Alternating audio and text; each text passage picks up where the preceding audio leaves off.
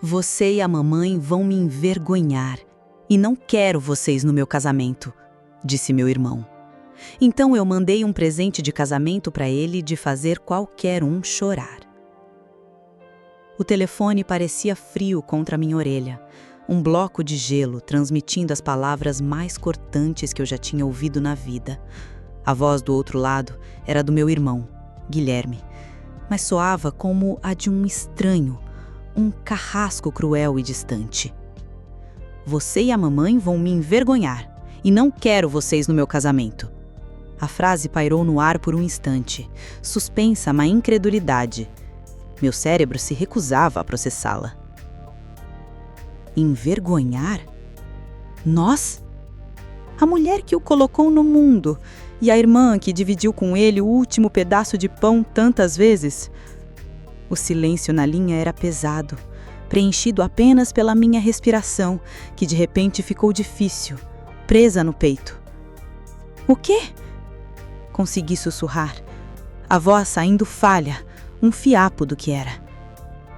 Guilherme, que brincadeira é essa? A gente já comprou até o tecido para o vestido da mamãe. Do outro lado, ouvi o suspiro impaciente, o tipo de som que ele fazia quando eu era criança e não entendia uma lição da escola. Era um som de superioridade, de enfado. Jéssica, não é brincadeira. Entenda de uma vez por todas. A vida que eu tenho agora é outra. A família da Catarina é diferente. Eles são importantes. Você entende? Eles têm um padrão. E com todo o respeito, vocês duas não se encaixam. Não se encaixam? Repeti, e desta vez minha voz tremeu de uma raiva que começava a borbulhar sob o choque. O que isso quer dizer, Guilherme? Não somos boas o suficientes para ver o seu casamento? A mamãe não é boa o suficiente? Pense bem, Jéssica, disse ele condescendente, como se estivesse explicando algo óbvio para uma criança teimosa. Mamãe, com aquele jeito simples dela, falando alto, querendo abraçar todo mundo. E você, com essas suas roupas, que já saíram de moda há 10 anos? As pessoas vão perguntar quem são vocês. O que eu vou dizer? Que minha mãe é uma costureira de bairro e minha irmã trabalha de caixa no supermercado? A Catarina sabe que minha família é de posses, que vive no exterior. É melhor assim. Cada palavra era uma facada. Uma atrás da outra, perfurando meu coração e o orgulho que eu sentia da nossa vida, da nossa luta. Pobretonas. Era isso que éramos para ele. Duas pobres coitadas que manchariam a sua imagem de novo rico, a sua farsa. A menção de que ele estava mentindo para a noiva sobre nós, sobre nossa própria existência, foi a gota d'água. A tristeza se transformou numa fúria gelada. Então você está nos escondendo. Você tem vergonha da mulher que passou noites em claros costurando para que você pudesse ter o que comer e estudar? Você tem vergonha de mim, que larguei a faculdade no começo para ajudar a pagar as contas de casa quando você decidiu que queria fazer um cursinho caro para subir na vida. Minha voz se elevou, carregada de anos de sacrifícios engolidos em seco. Não torne isso um drama, Jéssica. É apenas uma festa, uma noite. Eu mando um dinheiro para vocês depois para compensar. Façam um jantar, sei lá. Mas no meu casamento, não. Por favor, não me obrigue a ter que barrar vocês na porta. Seria desconfortável para todos. Desconfortável? A palavra me atingiu como um soco no estômago. Ele estava preocupado com o seu próprio conforto, enquanto destruía nós duas. O nó na minha garganta era tão grande que eu mal conseguia respirar. Olhei ao redor da nossa pequena sala. O sofá antigo, mas impecavelmente limpo. O porta-retrato na estante com uma foto nossa, eu, ele e mamãe, sorrindo, de uns bons anos atrás, antes do dinheiro e da ambição o transformarem nesse monstro. Você não vale nada, Guilherme. Cuspi as palavras, o veneno da decepção escorrendo por elas. Você não é nada além de um vira-lata que finge ser um cão de raça. Fique com a sua festa, com a sua vida de mentira. Mas nunca mais, ouviu bem? Nunca mais nos procure, nem para pedir um copo d'água. Desliguei o telefone antes que ele pudesse responder. Minhas mãos tremiam tanto que o aparelho escorregou e caiu no chão com um baque surdo.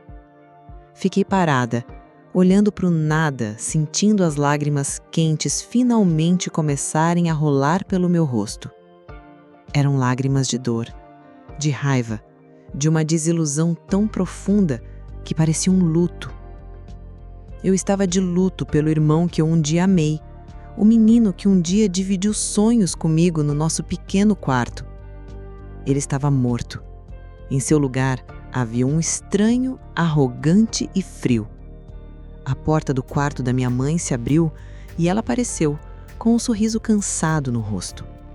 Eleonor, minha mãe, era uma rocha. Uma mulher de 70 anos com a energia de 50, as mãos calejadas pela agulha e o cabelo branco preso num coque firme. Em suas mãos, ela segurava o tecido azul que tínhamos comprado. Um azul celeste que combinava com seus olhos. "Jéssica, minha filha, o que foi? Você está pálida", ela disse, a preocupação vincando sua testa. "Era o Gui no telefone? Ele contou sobre os preparativos. Estou tão ansiosa. Pensei em bordar umas pequenas pérolas na gola deste vestido. O que você acha? Para ficar mais chique, para o casamento do meu menino." Seu sorriso, sua empolgação, sua alegria pura e inocente, aquilo partiu o que restava do meu coração em 1000 pedaços. Como eu poderia dizer a ela? Como eu poderia arrancar aquele brilho dos seus olhos e substituí-lo pela verdade suja e cruel? Respirei fundo, engolindo o choro e a raiva, e segurei suas mãos calejadas. As mesmas mãos que ele havia acabado de insultar. "Mãe", comecei, e minha voz quebrou. As lágrimas voltaram com força total. "Senta um pouco. A gente precisa conversar." Ela me olhou, seu sorriso desaparecendo lentamente, enquanto a compreensão do meu estado a atingia. Ela se sentou no sofá, alisando o tecido azul em seu colo, e esperou. Contei tudo a ela, cada palavra humilhante, cada desprezo. A cada frase que eu repetia, via a luz nos olhos da minha mãe diminuir como uma vela sendo lentamente apagada por um vento impiedoso. Ela não chorou, apenas ficou ali, imóvel, as mãos ainda sobre o tecido, olhando para um ponto vazio na parede. Quando terminei, o silêncio na sala era a coisa mais barulhenta do mundo. Finalmente, ela olhou para mim, os olhos marejados, mas a voz firme, forjada por uma vida de dificuldades. "Então é isso", ela sussurrou, mais para si mesmo do que para mim. "Para ele, nós somos uma vergonha." Ela dobrou o tecido azul com precisão cirúrgica, como se estivesse guardando um sonho que não se realizaria mais, e o colocou de lado. O gesto foi tão definitivo, tão cheio de uma dor resignada, que doeu em mim mais do que qualquer grito faria. Naquele momento, vendo a dignidade da minha mãe sendo pisoteada pelo próprio filho, a tristeza dentro de mim deu lugar a uma semente perigosa. Uma semente de vingança. Ele não iria apenas nos excluir, ele iria se arrepender. Ah, como ele iria se arrepender! Meu nome é Jéssica, e minha mãe, Eleonor, é a mulher mais forte que conheço. Mas naqueles dias que se seguiram à ligação de Guilherme, vi uma sombra cair sobre ela que nunca tinha visto antes. A máquina de costura, sua companheira de décadas, ficou em silêncio no canto da sala. O tecido azul celeste foi guardado no fundo do armário, como uma relíquia de um sonho que não se realizaria mais. Minha mãe não falava muito sobre o assunto, mas eu via em seus olhos uma pergunta que a assombrava. onde foi que eu errei. Ela tentava se ocupar com as tarefas de casa, mas seus movimentos eram lentos, seu olhar perdido. Ela, que sempre teve uma palavra de ânimo para tudo, agora se movia pela casa como um fantasma. Eu, por outro lado, sentia a raiva queimar em minhas veias. Não era uma raiva explosiva, mas uma brasa constante que me aquecia e me dava propósito. A vontade do meu irmão seria seguida à risca. Ele não nos queria lá? Ótimo. Não iríamos. Mas a passividade não era uma opção. Guilherme sempre foi assim, com o rei na barriga. Desde pequeno ele se achava melhor que os outros. Enquanto eu, a filha mais nova, comecei a trabalhar cedo para ajudar em casa, ele sempre encontrava uma desculpa para não sujar as mãos. Era inteligente demais para trabalhos braçais, dizia ele. Nossa mãe, em sua bondade infinita, sempre o apoiava, acreditando que ele estava destinado a grandes coisas. Ela, uma costureira de mão cheia, que poderia ter se aposentado há anos, continuava trabalhando para dar a ele do bom e do melhor. Cada centavo que ela ganhava ia para os livros caros dele, para as roupas de marca que ele insistia em usar para causar uma boa impressão. E agora, essa era a nossa recompensa: ser descartadas como lixo. A noiva, Catarina, era um mistério para nós. Só tínhamos visto em fotos que Guilherme postava em suas redes sociais. Uma jovem linda, de sorriso fácil e olhos que brilhavam. Era evidente que vinha de uma família rica. As roupas, as viagens, os lugares que frequentava, tudo gritava dinheiro. E Guilherme, o oportunista, tinha se agarrado a ela como uma lapa. Ele era charmoso, sabia conversar, sabia como encantar. E, pelo visto, sabia mentir muito bem. A curiosidade me corroeu. Eu precisava entender o tamanho da farsa. Criei um perfil falso nas redes sociais, algo que nunca pensei em fazer, e comecei a seguir Catarina e suas amigas. O que descobri me deixou enjoada. Guilherme tinha construído um castelo de mentiras. Para ela e sua família, ele era Guilherme de Albuquerque, herdeiro de uma fortuna construída no agronegócio, cujos pais viviam em uma fazenda isolada na Europa e eram muito reservados, por isso não poderiam comparecer ao casamento. Ele contava histórias de viagens que nunca fez, de negócios que nunca fechou. Ele era um personagem, uma fraude completa.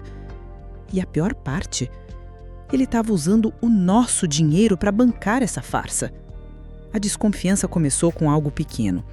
Minha mãe foi ao banco para sacar o dinheiro da aposentadoria e o caixa informou que a conta estava quase vazia.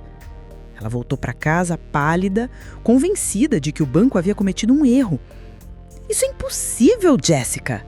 Eu tinha todas as minhas economias lá, o dinheiro de uma vida inteira de trabalho. Um calafrio percorreu minha espinha. Mãe, você deu o seu cartão para o Guilherme alguma vez? A senha? Ela pensou por um momento. Sim, algumas vezes. Ele disse que ia me ajudar a pagar umas contas pela internet para eu não ter que pegar fila. Disse que era mais moderno, mais seguro. Meu coração afundou. Corri para o meu quarto e peguei meu próprio cartão. Eu não tinha muito, apenas uma pequena reserva de emergência que eu vinha juntando com muito sacrifício. Entrei no aplicativo do banco no meu celular, minhas mãos tremendo. E lá estava. A conta, que deveria ter alguns milhares de reais, agora tinha apenas R$ 12,50. Olhei o extrato. Várias transferências de valores altos, todas feitas nas últimas semanas para uma conta que eu não reconhecia. Mas eu sabia quem pertencia. A raiva que eu sentia antes não era nada comparada à fúria que me consumiu naquele momento. Ele não tinha apenas nos humilhado, ele tinha nos roubado. Ele tinha pego o dinheiro suado da nossa mãe, as economias de uma vida inteira de dedos picados pela agulha e o meu pouco dinheiro, que era a nossa segurança, a nossa rede de proteção. E para quê? Para pagar uma parte da festa de casamento, para comprar um terno caro, para alugar um carro de luxo, para impressionar pessoas que não sabiam nem que existiam. Ele estava literalmente usando o nosso sacrifício para financiar a sua mentira. Voltei para a sala, o celular na mão, mostrando o extrato para minha mãe. Ela olhou para os números, para as transferências e pela primeira vez eu a vi desmoronar. As lágrimas que ela segurou por dias finalmente vieram, silenciosas e devastadoras. Ela não soluçava, apenas chorava, o corpo tremendo com uma dor da traição mais profunda que uma mãe pode sentir. Meu filho, como ele pôde? Abracei-a com força, sentindo a sua dor como se fosse a minha. Mas, por baixo da tristeza, a minha decisão se solidificou. A semente da vingança, plantada dias antes, começou a germinar. Isso não era mais sobre ser excluída de uma festa. Era sobre justiça, era sobre honra, era sobre defender a única família que eu tinha. Ele não vai se safar com isso, mãe, eu disse, a voz firme, cortante. Ele acha que pode nos apagar da vida dele, usar o nosso dinheiro e seguir em frente? Ele está muito enganado. Ele queria uma festa inesquecível? Ah, ele vai ter. Nós vamos dar a ele um presente de casamento que nem ele, nem a noiva, nem ninguém naquela igreja jamais esquecerá. Minha mãe me olhou, os olhos vermelhos de choro, mas com uma nova centelha de determinação. A tristeza estava dando lugar à mesma fúria justa que queimava em mim. Ela enxugou as lágrimas com as costas da mão e assentiu, a espinha ereta novamente. A costureira simples, a mãe de coração partido, estava se transformando. Ela estava se tornando minha aliada. A festa de casamento de Guilherme não seria o fim da nossa história. Seria o começo da sua ruína. No dia do casamento, uma calma estranha se instalou em nossa pequena casa. Era o silêncio que precede a tempestade. O luto pela traição tinha se transformado numa determinação fria como aço. Não havia mais lágrimas, apenas um objetivo claro e inabalável. Guilherme não poderia construir sua felicidade sobre as ruínas da nossa dignidade e das nossas economias. Aquele dia não seria o dia mais feliz da vida dele. Seria o dia do acerto de contas. Eu não poderia deixar isso barato. A ideia de que ele estaria em um altar, sorrindo e recebendo os parabéns enquanto nós ficávamos em casa, lambendo as feridas que ele abriu. Era simplesmente inaceitável. Olhei para minha mãe, que estava sentada à mesa da cozinha, tomando uma xícara de café com um olhar fixo na parede. Mãe, está na hora, eu disse, a voz mais firme do que eu me sentia por dentro. Ela se virou para mim e pela primeira vez em dias eu vi o fogo de volta em seus olhos. A Eleonor, que eu conhecia, a lutadora, estava ali. Eu sei, minha filha, o que vamos vestir para essa ocasião. A palavra ocasião foi dita com uma ironia fina e cortante. Um sorriso mínimo surgiu no meu rosto. Vamos nos arrumar bem bonitas, mãe. Bem simples, porque é o que somos. Não vamos fantasiadas. Vamos como nós mesmas. A verdade não precisa de disfarce. Fomos para os nossos quartos, abri meu guarda-roupa e puxei o único vestido que eu tinha para eventos importantes. Um vestido preto, simples, de corte reto, que eu já tinha usado em algumas formaturas de amigas e em 2 natais. Não era de grife, não era da última moda, mas era decente, limpo, e nele eu me sentia eu mesma. Não era a Jéssica que meu irmão queria esconder. Era a Jéssica que trabalhava, que lutava, que existia de verdade. Minha mãe, por sua vez, abriu a parte de trás do seu armário, onde guardava as relíquias. Ela não pegou o tecido azul celeste, o tecido do sonho desfeito. Em vez disso, ela tirou de lá um vestido que eu não via há anos. Era um vestido de um tom de vinho escuro que ela mesma tinha costurado uns 20 anos antes para o aniversário de casamento dos meus avós. O modelo era clássico, atemporal. O tecido, um crepe pesado, ainda tinha um caimento impecável. Era obra de uma mestra artesã, um testemunho silencioso do seu talento.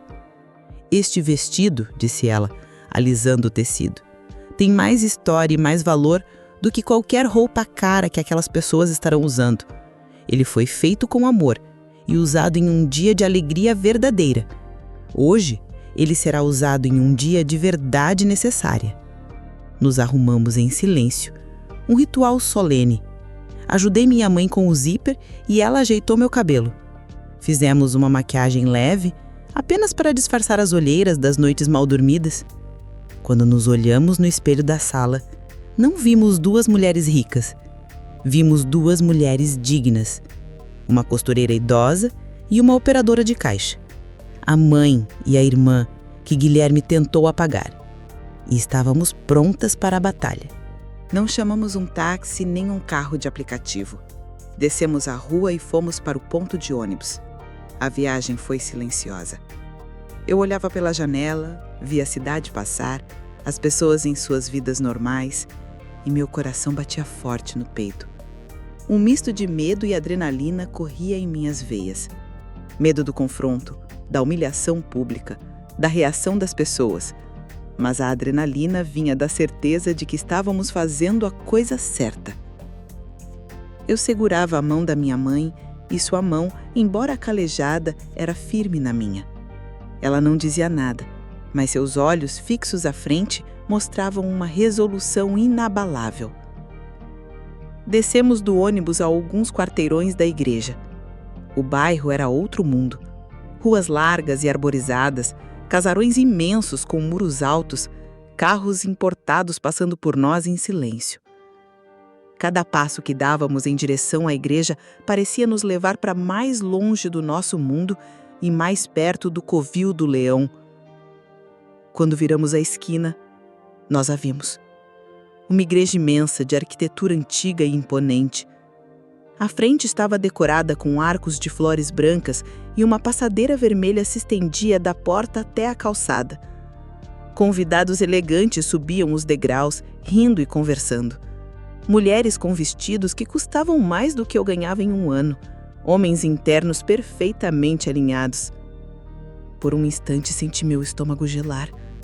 Éramos tão diferentes, tão fora de lugar. Olhei para minha mãe buscando força. Ela percebeu minha hesitação. Apertou minha mão e disse, em voz baixa: "Lembre-se do porquê estamos aqui, Jéssica. Não é sobre eles, é sobre nós. Cabeça erguida." Suas palavras foram o escudo que eu precisava. Endireitei os ombros e continuamos a andar. Não entramos de imediato. Ficamos do outro lado da rua, parcialmente escondidas por uma árvore grande, e observamos. Vimos Catarina chegar. Ela desceu de um carro antigo e reluzente e era ainda mais bonita pessoalmente. Seu vestido de noiva era deslumbrante, um sonho. E ao seu lado, recebendo-a na porta da igreja, estava Guilherme. Ele parecia outra pessoa. O terno era caríssimo, o cabelo perfeitamente penteado, o sorriso falso colado no rosto. Beijou a mão da noiva, posou para as fotos, agindo como o príncipe encantado. Vê-lo ali, tão feliz e satisfeito em sua bolha de mentiras, alimentou a minha fúria e apagou qualquer resquício de dúvida. Esperamos. Esperamos que todos os convidados entrassem. Esperamos a música da marcha nupcial começar e depois terminar. Esperamos o tempo passar, imaginando as palavras do padre, as juras de amor falsas sendo trocadas lá dentro. O tempo parecia se arrastar. O meu coração martelava contra as costelas. O plano era arriscado. Tudo dependia do momento certo. Finalmente, a grande porta de madeira da igreja se fechou, abafando os sons da cerimônia. Era a nossa deixa. Atravessamos a rua, subimos os degraus de pedra e paramos em frente à porta. Respirei fundo, o ar frio enchendo meus pulmões. Olhei para minha mãe. Ela assentiu. Era agora ou nunca. Com a mão trêmula, empurrei a pesada porta de madeira. Ela se abriu com um rangido baixo que pareceu ecoar como um trovão no silêncio que havia se instalado lá dentro. Nossos olhos levaram um segundo para se ajustar à luz suave que vinha dos vitrais e das centenas de velas. A igreja estava lotada. Todos os rostos se viraram em nossa direção. No altar, o padre tinha acabado de fazer a pergunta que era a nossa senha, a nossa deixa para entrar em cena. Sua voz ainda ecoava pelo salão magnífico. Se alguém que tem algo contra esta união, que fale agora ou se cale para sempre. O silêncio que se seguiu foi quebrado pelo som dos nossos passos no corredor de mármore. O som dos nossos passos no corredor de mármore foi a única coisa que quebrou o silêncio chocado da igreja. Clac, clac, clac. Cada passo ecoava como uma martelada, sentenciando o fim da farsa. Centenas de rostos virados para nós, uma onda de curiosidade, de espanto, de desaprovação por estarmos interrompendo um momento tão sagrado. No altar, a expressão de Guilherme se desfez. O sorriso de noivo feliz derreteu, sendo substituído por uma máscara de puro pânico e fúria. Seus olhos se arregalaram ao nos reconhecer. A noiva, a pobre e rica Catarina, olhou para trás, confusa. O padre, com a mão ainda erguida, franziu a testa, sem entender o que estava acontecendo. Guilherme foi o primeiro a reagir. A voz dele um sibilo desesperado, tentando manter o controle. Seguranças, o que essas duas estão fazendo aqui? Tirem-nas daqui, eu não sei quem elas são. Suas palavras, a negação final, foram o combustível que eu precisava. Parei no meio do corredor, minha mãe ao meu lado como uma estátua de dignidade. Olhei diretamente para o altar, para ele, e minha voz saiu alta, clara e firme, carregada com o peso de toda a nossa dor. Você sabe muito bem quem nós somos, Guilherme. Minha voz ressoou pela acústica perfeita da igreja. Eu sou Jéssica, sua irmã, e esta, eu disse, colocando a mão no ombro da minha mãe, é Eleonor, nossa mãe. A mulher que você disse que estava morta para poder se casar com essa moça. Um murmúrio percorreu a multidão. Catarina levou a mão à boca, os olhos arregalados de horror, fixos em Guilherme. O par dela, um homem alto e de cabelos grisalhos, deu um passo à frente, o rosto uma carranca de pedra. Parem este casamento, continuei, minha voz ganhando força. Parem, porque o homem que está nesse altar é uma fraude. Guilherme não é quem ele diz ser. Ele é apenas um aproveitador barato e pobre. As palavras caíram como pedras na água parada, criando ondas de choque que atingiram a todos. Guilherme ficou branco como papel. Cale a boca, Jéssica. Você enlouqueceu? Alguém tira essa louca daqui. Louca por dizer a verdade? Você diz para a sua noiva e para a família dela que vem de uma família rica que mora no exterior. Olhe para nós, Guilherme. Olhe bem. Nossa família não mora na Europa. Moramos a alguns quilômetros daqui, em uma casa simples. Nossa mãe não é uma herdeira reclusa. Ela é uma costureira. Uma mulher honrada que trabalhou a vida inteira para que você, seu ingrato, pudesse estudar e ter uma chance na vida. A verdade, nua e crua, exposta sob as luzes das velas e os olhares de dezenas de estranhos. E para estar aqui hoje, continuei, dando o golpe final, para pagar por esse terno, para fingir ser alguém que não é, esse homem roubou todo o dinheiro que a nossa mãe guardou durante a vida inteira. Ele limpou a conta dela. E não satisfeito, ainda roubou as minhas economias. Ele nos deixou sem nada para impressionar vocês. O silêncio que se seguiu foi sepulcral. Ninguém se movia. Catarina começou a chorar, soluços silenciosos que sacudiam seu corpo perfeito. Guilherme, encurralado, tentou a última cartada. É mentira. Elas são loucas e estão com inveja. Querem destruir a minha felicidade. Foi então que minha mãe deu um passo à frente. A calma dela era mais devastadora que qualquer grito. Ela olhou diretamente para Guilherme, não com raiva, mas com uma tristeza profunda. A tristeza de uma mãe cujo coração foi partido pelo próprio filho. Guilherme, meu filho, disse ela, a voz embargada, mas clara. Eu te dei a vida. Eu trabalhei dia e noite, meus dedos doem até hoje, para que nada te faltasse. E você nos pagou com vergonha e com roubo. O que a sua irmã está dizendo é a mais pura e dolorosa verdade. A confissão dela, tão simples e tão cheia de dor, foi o fim. Ninguém mais duvidava. O pai de Catarina caminhou lentamente até o altar. Ele não olhou para nós. Olhou para Guilherme com um desprezo gelado. Acabou, disse ele, a voz baixa, mas retumbante. A cerimônia acabou. Peço desculpas a todos os convidados pelo ocorrido. A festa está cancelada. Ele se virou para a filha, que agora chorava abertamente, e a abraçou.